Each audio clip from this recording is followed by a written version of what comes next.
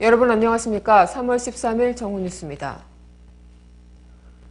첫 소식입니다. 서울시 공무원 간첩사건 증거조작 의혹을 수사 중인 검찰이 어제 유호성 씨를 참고인 신분으로 소환해 조사했지만 수사 범위와 방식 등에 대한 이견만을 확인한 것으로 전해졌습니다. 유 씨는 이날 오후 1시 45분 진상조사팀 사무실에 들어간 후 1시간 30분 만에 검찰청을 빠져나왔는데요. 애초 3, 4시간 이상 걸릴 것으로 예상됐던 참고인 조사를 1시간여 만에 끝내고 돌아온 것은 유 씨와 그의 변호인이 검찰의 태도와 조사 방식에 문제가 있다고 판단해 사실상 철수한 것입니다. 조사가 끝난 직후 민주사회를 위한 변호사 모임 사무실에서 열린 기자회견에서 유 씨 변호인은 검찰이 문서 위주로 범죄를 한정하려 한다는 느낌을 받았다며 검찰의 수사 범위에 대한 불만을 제기했습니다. 정작 국정원이나 검찰이 문서 위주에 대한 조사는 하지 않고 중국 정부가 진본 문서라고 답변한 문서들을 어떻게 입수했는지 등에 대해 물었다고 하는데요. 조사 방식에 있어서도 참고인 진술조사 작성을 고집한 검찰과 서면 조사를 주장한 변호인 간 의견은 좁혀지지 않았습니다. 이날 유 씨의 소환 조사에서 변호인단은 사문서 위조 혐의뿐 아니라 허위 증거 제출과 증거를 은닉한 혐의 등 국정원 관련자들에게 적용해야 한다는 주장의 의견서를 제출했습니다.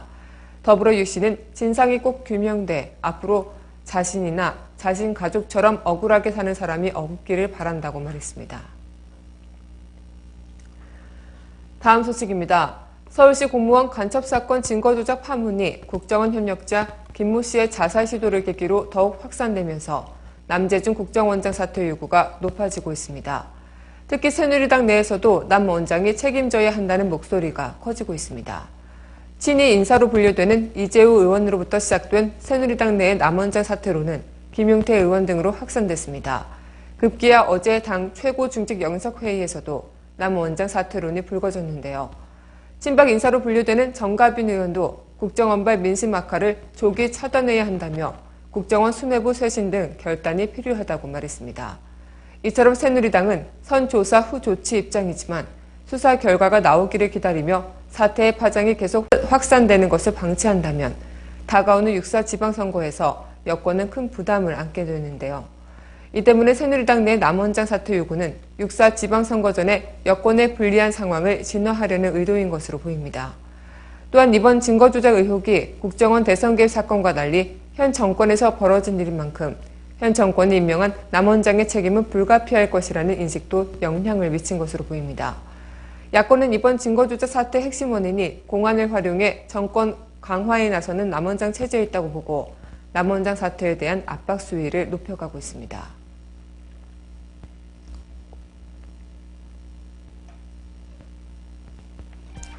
단신입니다. 간첩사건 증거조작 의혹을 수사하고 있는 검찰이 어제 문서 위조에 관여한 국가정보원 협조자를 체포했습니다. 검찰은 김 씨를 증거조작의 핵심 인물 중에 한 명으로 보고 전날 법원으로부터 체포영장을 발부받았습니다. 체포영장에는 사문서 위조 혐의가 적시된 것으로 전해졌습니다. 국정원 내란 음모 정치공작 공안 탄압 규탄 대책위원회는 유엔 인권이사회에 내란 음모 사건에 대한 조사를 요청하는 진정을 냈다고 어제 밝혔습니다.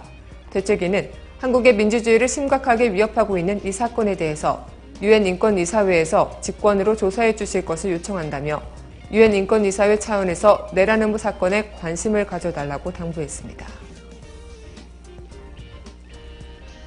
검찰이 전두환 전 대통령의 미납 추징금 환수를 위해 압류한 미술품 경매가 어제 모두 마무리됐습니다. 낙찰 총액은 72억 원에 달하며 금액은 전부 국고로 환수됩니다. 전두환 미술품 경매 마무리로 거친 돈 70억여 원은 전체 추징금의 3.3%에 불과합니다. 현재까지 회수된 추징금은 966억 원으로 전체 44%에 해당합니다. 미국 뉴욕 맨해튼 한복판에서 어제 주거용 빌딩 2채가 대형 폭발로 붕괴되면서 다수의 사상자가 발생했습니다. 현재까지 사망자 2명과 20여 명의 부상자가 발생했고 10여 명이 실종돼 사상자가 더 늘어나고 보입니다. 당국은 가스 누출로 폭발이 발생한 것으로 파악하고 있으며 테러 징후는 발견되지 않고 있습니다. 당국은 현장 주변의 전철 운행을 중단하고 도로를 전면 폐쇄했으며 구조 작업과 함께 실종자 수색 작업을 펼치고 있습니다. 국정원 간첩 증거 조작 의혹과 관련해 재판 당사자인 유우성 씨를 참고인 신분으로 불러 조사했는데 밤중에 나올 것이란 예상을 깨고 불과 1시간 만에 나왔습니다. 검찰이 참고인 진술조서를 쓰자고 고집하는 등 정작 수사에 필요한 국정원이나 검찰이 문서 위조에 대한 조사는 하지 않았다는데요. 대체 검찰은 어떤 그림을 그리고 있는 걸까요? 검찰의 이번 수사, 많은 의문점이 남는 것은 왜일까요? 오늘 뉴스를 마치겠습니다. 고맙습니다.